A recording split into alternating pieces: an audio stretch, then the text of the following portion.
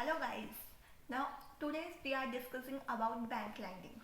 Bank के measures to work होते हैं, या तो बैंक डिपॉजिट एक्सेप्ट करता है या फिर वो लोन दे सकता है. जो बैंक लैंडिंग करता है उसके लिए उसे पैसे चाहिए, वो कहाँ से आते हैं? जो बैंक डिपॉजिट एक्सेप्ट करता है उसमें से ही देता है.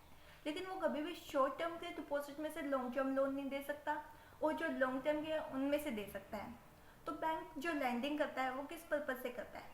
बैंक जो लैंडिंग करता है मीन्स लोन देता है, एडवांस देता है, उन पर वो इंटरेस्ट चार्ज करता है जिससे उसकी रिवेन्यू होती है. अगर वो इंटरेस्ट कंपनीज में करता है, इन्वेस्टर से डिविडेंड मिलता है. इससे जब वेंचर पे करता है तो इससे इंटरेस्ट मिलता है, वो उसी इंटरेस्ट के रूप में उसकी रिवेन्यू जनरेट होती है. Means we can see without lending a bank can not create revenue and profit earning process. और जो बैंक लैंडिंग होती है उसके अंदर बैंक का जो डिपॉजिट रिसीव करता है उसका एक सेंट्रल पार्ट होता है, वो SLR और CRR के पास, बैंक के पास ही रह जाता है. तो बैंक की लैंडिंग की जो डेफिनेशन बनेगी वो हम ऐसे कह सकते हैं कि bank lending means giving credit and loan to customer by bank out of its receive deposit is called bank lending. अब now we are discussing about इसकी सिग्निफिकेंस. बैंक लैंडिंग की जो सिग्निफिकेंस होती है, बैंक क्या करता है as a agent of indirect production. Bank एक इनडायरेक्ट प्रोडक्शन के रूप में काम करता है. कैसे?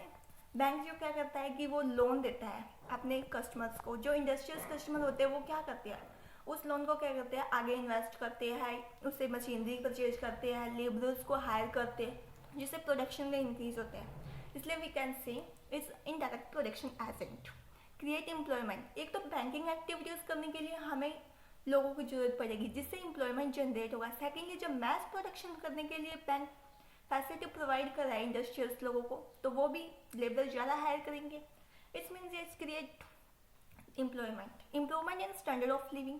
जब लोगों के पास इनकम ज़्यादा होगी तो क्या करेंगे, वो उस इनकम का ज़्यादा कंजप्शन करेंगे. ज़्यादा कंजप्शन करेंगे मीन्स या तो वो फैशनेबल गुड्स खरीदेंगे, ड्यूरेबल्स गुड्स खरीदेंगे, जिसका प्रयोग वो अपने लिविंग स्टैंडर्ड को इंक्रीज़ करने के लिए करेंगे. इससे इनके जो लिविंग स्टैंडर्ड वो इंक्रीज़ होगा.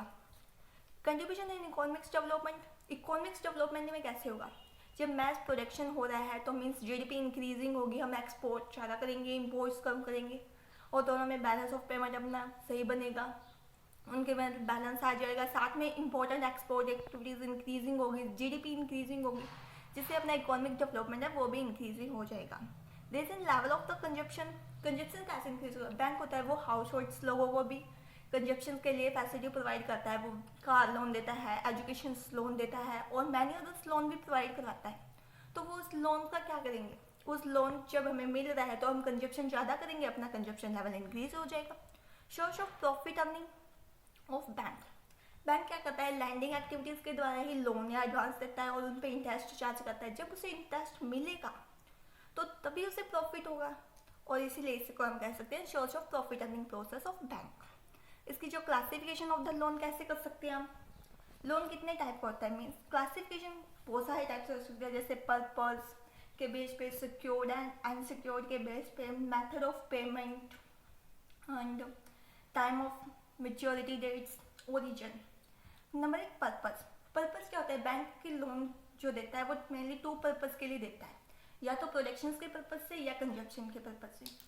जब बैंक हाउस होल्ड लोगों को कंजप्शन के पर्पज से जैसे कार लोन वगैरह देता है तो वो हो जाएगा कंजप्शन लोन में. प्रोडक्शन पर्पज जब वो इंडस्ट्रियल लोगों को इस पर्पज से देता है कि वो आगे ज़्यादा मैन्युफैक्चर करेंगे, ज़्यादा प्रोडक्शन करेंगे, जिससे अपनी GDP वगैरह इंक्रीजिंग होगी, तो इसी को हम प्रोडक्शन पर्पज कहते हैं. Secured and unsecured. सेकेंड होगा सिक्योर्ड एंड अनसिक्योर्ड.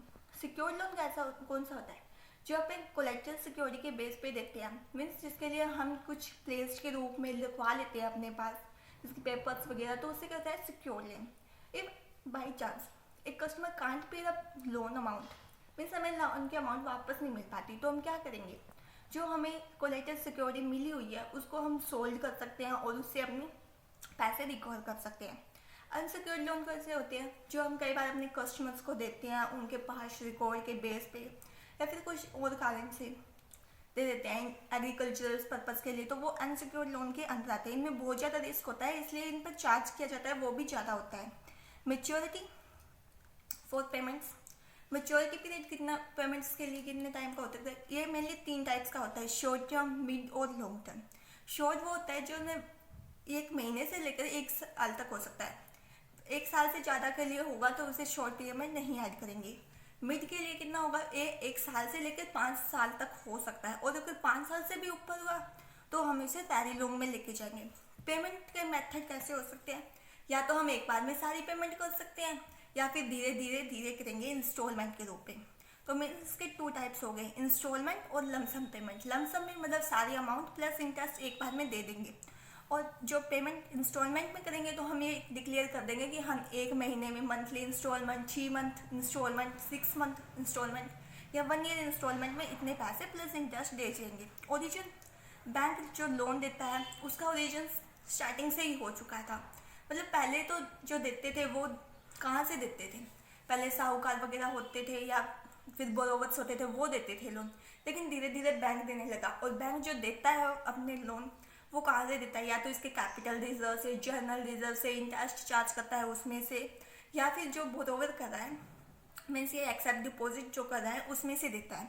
इसी को कहा जाता है बैंक का लोन का ओरिजिन। अब इसके जो प्रिंसिपल होंगे गुड लैंडिंग के उसके अंदर क्या आएगा, जब मैरिज एक्टिविटीज़ होती है ये बैंक की, means accepting deposit, giving lending. Lending के बिना जब इसकी कोई एक्टिविटीज स्टार्ट नहीं होती तो मीन्स कुछ तो एडवांटेज बनते ही है।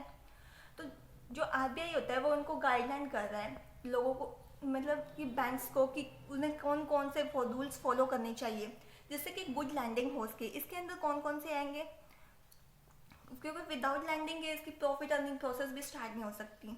तो बैंक को है ना वेरी केयरफुल रहना चाहिए कि जब वो लैंडिंग कर रहा होता है। First is principle of safety of the fund, लोगों के डिपॉजिट्स को लेके वो आगे इन्वेस्ट कर रहा है। मीन्स बैंक को ये श्योर होना चाहिए कि जिससे वो लोन दे रहा है वो उसे रिपेमेंट कर देगा, या फिर वो सिक्योर्ड होने चाहिए। क्योंकि बैंक ऐसे तो कर नहीं सकता कि उसने पैसे दे दिए उसको वापस ना मिले। अगर उसे वापस नहीं मिलेगा तो लोगों का लॉस होगा, मतलब उसके कस्टमर उसके पास दोबारा नहीं आएंगे, उसका फेट कम हो जाएगा बैंक से। सेकेंडली वो प्रॉफिट नहीं दे पाएगा और थर्ड जो होगा वो अब पैसे भी वापस नहीं कर पाएगा ऑन डिमांड ऑफ कस्टमर।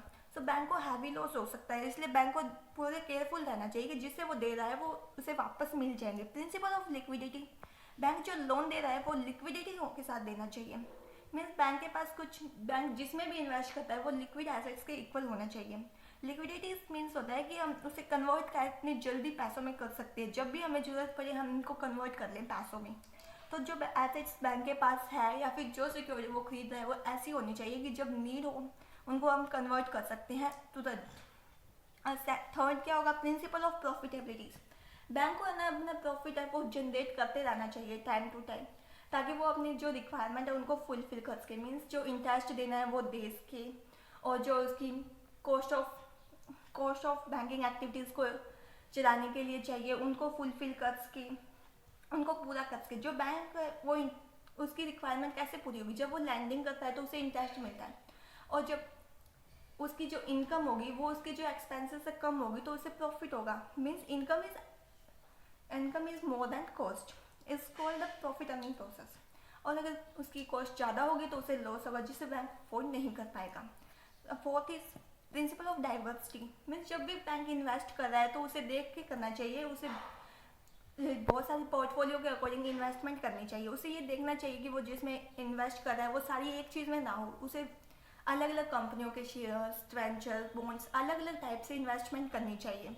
इसको प्रिंसिपल ऑफ डाइवर्सिटी के अंदर डिफाइन किया गया है। प्रिंसिपल ऑफ स्टेबिलिटी मीन्स ये नहीं हो कि बैंक ये सोचे कि हाँ मोर रिस्क मोर गेन।